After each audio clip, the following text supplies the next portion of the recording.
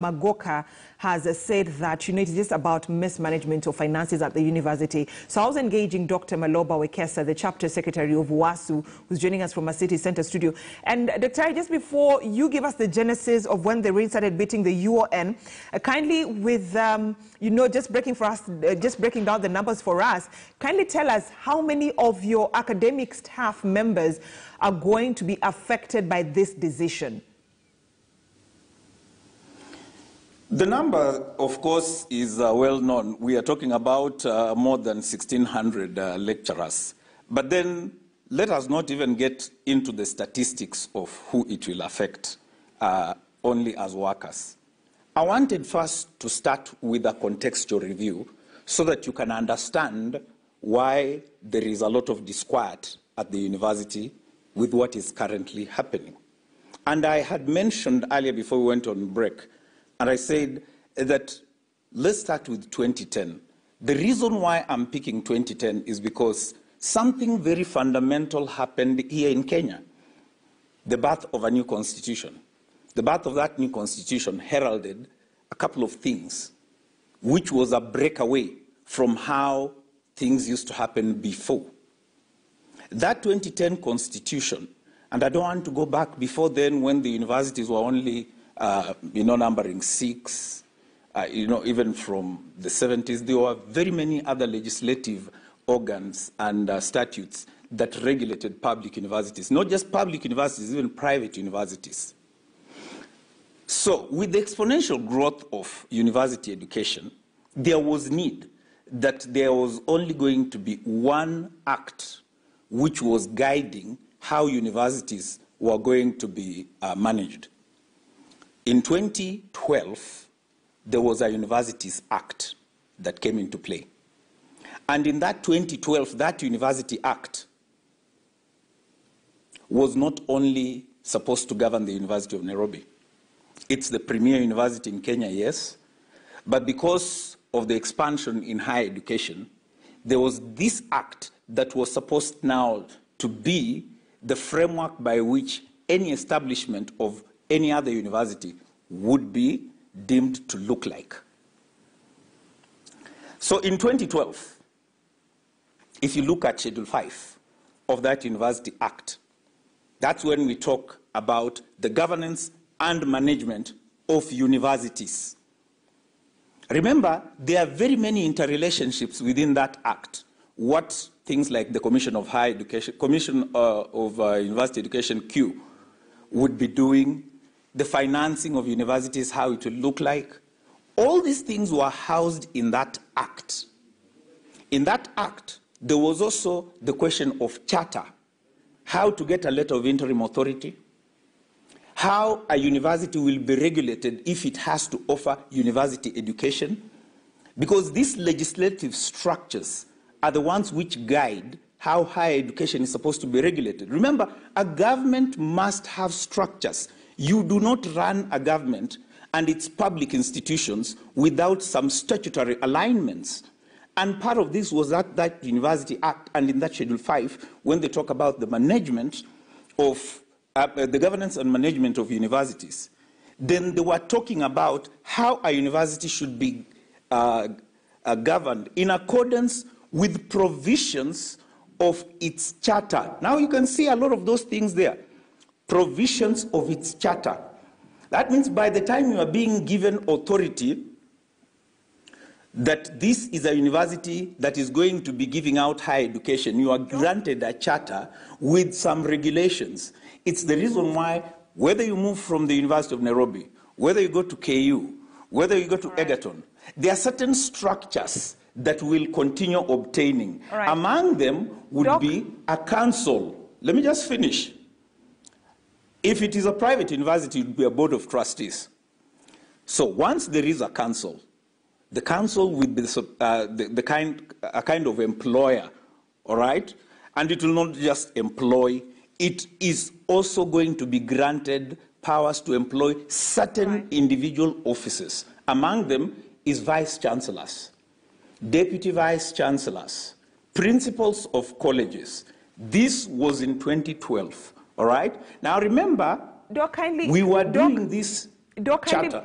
Doc, yes. allow me to cut you short. Kindly make your answers precise, because you also need to listen from Engineer James Magoka, who is also with us in this discussion, and we also need to continue updating Kenyans Brenda, in other if we hurry guidelines. up, we are going to lose the context which I want to provide. Just make your... Let us hang on a little so that we can be...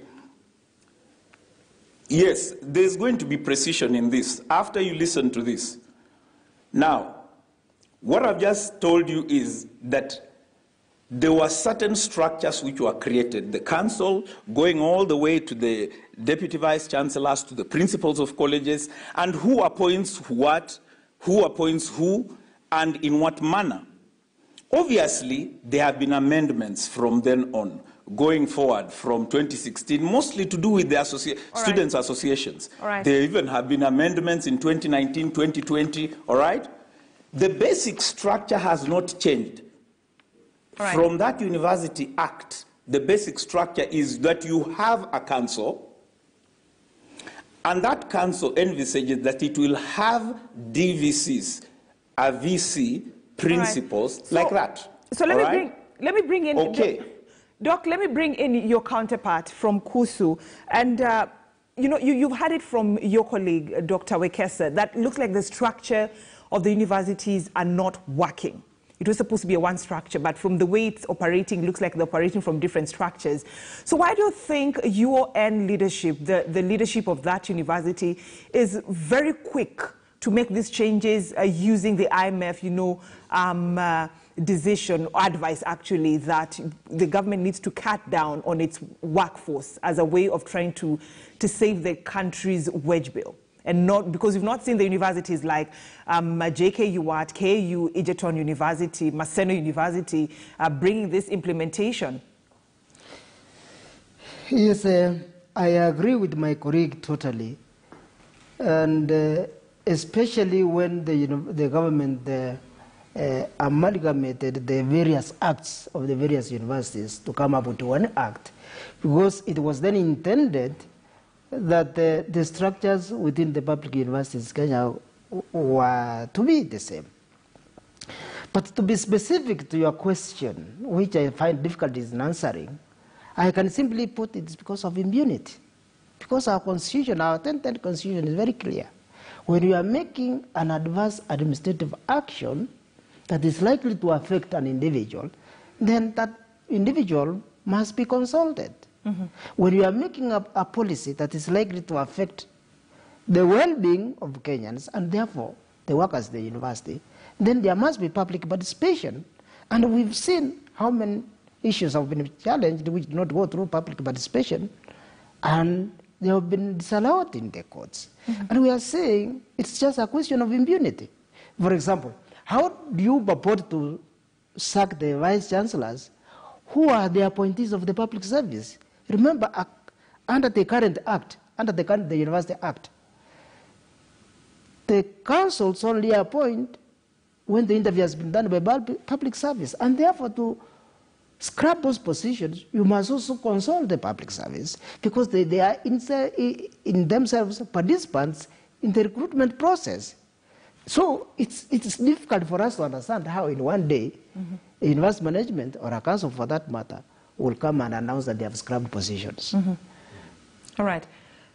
Dr. Wekesa, were you consulted? Was there stakeholders meeting between the university management and WASU? Because, you know, Engineer Magoka, the National Treasurer for KUSU, says that he actually told us before when we began this interview that there was no consultation. Was WASU part of the team that sat down with the university management to make this decision, to come to a final agreement of closing the 24 constituent colleges? Okay, Brenda, first I want to caution.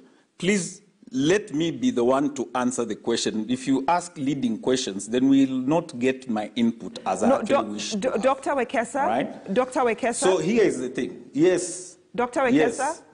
We appreciate for you joining us here on KTN News Center, and kindly, that is why we are here to get some answers from the union officials. And so please kindly respond to my question. So let me try and answer this. Okay. Okay, now here's the thing. I mentioned 2010 for a reason. this constitution gave powers about how governance is supposed to be run in the country. There's a reason why I went back to 2010. This has to do with something called public participation, okay? There is no governance situation in Kenya right now where there is a demigod status. Someone wakes up in the morning and says, to hell with this, this is what I want to do, this is how I want to do it, and then it moves forward. Such decisions undermine the essence of that 2010 constitution. And it's the reason why I was taking through some of the acts that have actually been amended and in the manner they have amended them. Let me start with that student organization. They started with the legislative agenda first, before the amendments were actually taken. It's the equivalent right now of the same constitution. You could not, before 2010, say that you have governors. At that point in time, we had provincial commissioners. You could not say that you have MCS. What you did first was you created a structure through public participation, and after that public participation, once it was bottom-up and agreed upon, then you did away with the structure that was there before and then imposed a new structure. Currently, as we speak, there is no position that is called associate vice chancellor. There is no position called executive dean. You cannot say we have now scrapped all these positions which were currently existing and you want to impose one. And then you cannot even go ahead and say there was public participation. And this is always the loophole people use, various managements, which are intransigent most of the time. If they want to impose something, they say there was public participation. Guess what? They sent an email and they asked you, can this survey work? And then they will go to court. When you challenge it, they say, but we gave you something so that we can survey, and that was part of public participation. No, we do not want to go this direction. All I'm trying to say is organizations in a changing dynamic world must always restructure themselves. That one is a basic underlying fundamental principle about any organization moving forward. All right. So but if it must change, if that change must be accepted, then that change must involve the people who are directly involved. All right. So now, Doc, now that even you've confirmed the same way Kusu has confirmed that there was no stakeholder consultation meeting, a roundtable meeting with both Kusu and WASU union officials on this decision, what is the way forward for WASU?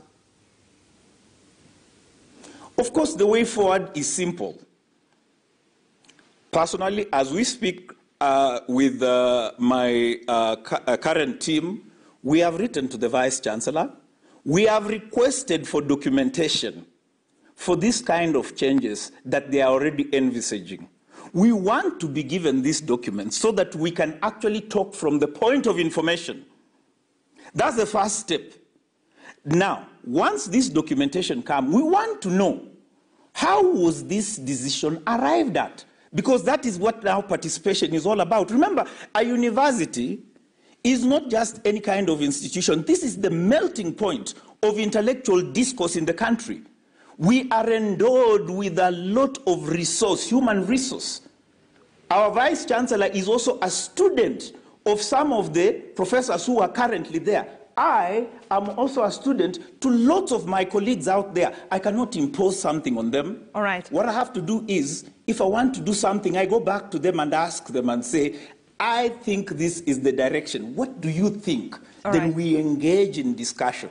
We cannot run ahead of ourselves just because we have a term of office.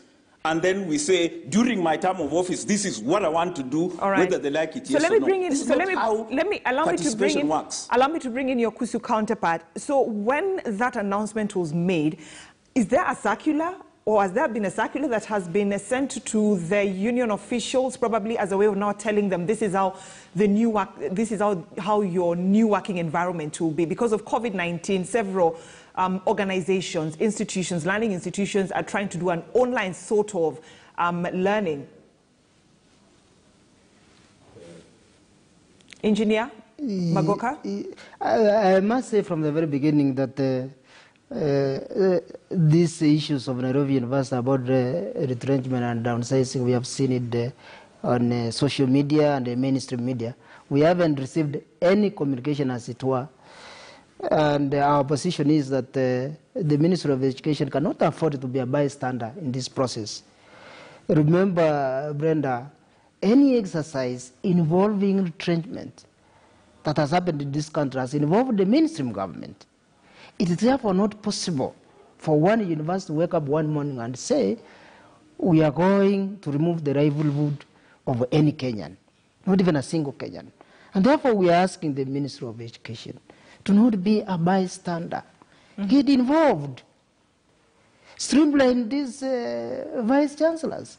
You remember that the university has had serious issues, even the recruitment of the current vice chancellors.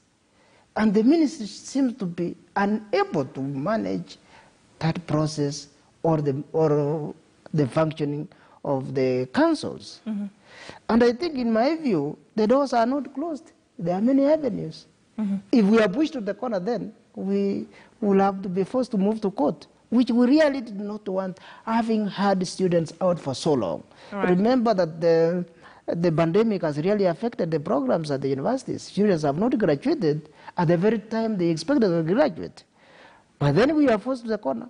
We'll go to court and suspend some of these decisions and even withdraw our labor if it will be necessary, although we didn't want to go to that. So that's if I may call it, a threat to the university management of UON, because that looks like a language that some employers understand. But then, Dr. Wekesa, so your academic staff are going to be affected. The students are also going to be affected. Can you talk to us about the effects of this decision? Because, I mean, for you union officials to say that, was no stakeholders consultation meeting, you've not been given a way forward in terms of even in writing, a decision has been made, this is the way forward. I'm just trying to wonder about the students who've been left in a limbo in all this academic drama that's being witnessed at the UON, the effect of it. Now, first and foremost, I must say, I really pity our students. They have been put in a situation which I can't even be able to wrap my head sometimes against it. Because you can imagine, for over a year, lots of them have been forced to go into an online situation to be able to undertake their studies. Granted, there was a pandemic, and the only way we could be able to get life moving was to go into an online training situation and see if at all we can make do. But then obviously, if there is belligerence on the side of management in the running of an institution as a university, how do you expect then that an already demoralized staff that has actually been using a lot of their software and hardware at home to be able to subsidize the university so that it fulfills its mandate of teaching and research, and then suddenly you wake up in the morning and then come up with a certain structure that seems to centralize decision-making in a world that is actually devolving, that you create a certain bureaucratic state, not just about even the bureaucracy, that you are actually making sure that their decisions are actually on the periphery, yet they are the ones who you are actually going to utilize to satisfy the mandate of the university. This is wrong. What we are actually telling the university management is, take time, talk to them. University lecturers are not a belligerent lot. They are one of the most gallant workers you can ever find in this country. And apart from that, they are also quite a reasonable lot to deal with. All they are saying is, come and talk to us. Right. Let us not have these boardroom maneuvers. These boardroom maneuvers never help anyone. At the end of the day, they create a situation of flux. Everyone is anxious. The moment there's anxiety, rumor starts milling. The moment there is rumor, there is obviously an effect on productivity. what we are telling the university management is, make some of these things open. Come talk to us. Start with a bottom-up approach. Let the lecturers embrace any change, because they know that there is no organization in the world that will not actually change if it has to survive. All right. But let these decisions be accepted from below, so that as we move up, then we can say, all right, the University of Nairobi, being the premier organization, being a premier institution in the country, did it like this. Then we can start mapping it in other areas. But before then, remember one thing, there are these legislative structures that first must be changed. And I want to reiterate what the National Treasurer of Okusu has said. In a minute, as we wind up. The Education Ministry should, yes, the Education Ministry should not be a spectator in this. Professor Magoha is a former Vice Chancellor of the University of Nairobi. And remember, even in the appointment of the current Vice Chancellor, remember his decision was different. He wanted someone else appointed. Professor Kiama went to court. And these were legislative things. Right now, the powers have been retained back to him through the same statutes. We want these things to be done in order. We don't want the council to say, we want this. Then they start re-engineering backwards so that they now go into the statutes to change them. This is wrong. Let us start from the bottom. Let the lecturers have input. Do not try and come with maneuvers like we sent a survey email. Thank you, Dr. And then the university management says this is it. All right, thank you, Dr. Maloba Wekesa, the chapter secretary of WASU, and also Engineer James Magoka Amakori, who is the National Treasurer, KUSU. Gentlemen, asanteni sana for coming today here on KTN News Center just to try and shed some light. At least now we know two important things. One, the university union officials were not involved in a stakeholders meeting. Two, they are saying they're looking for another option on how to see whether the voices will be heard, be it going to the corridors of justice.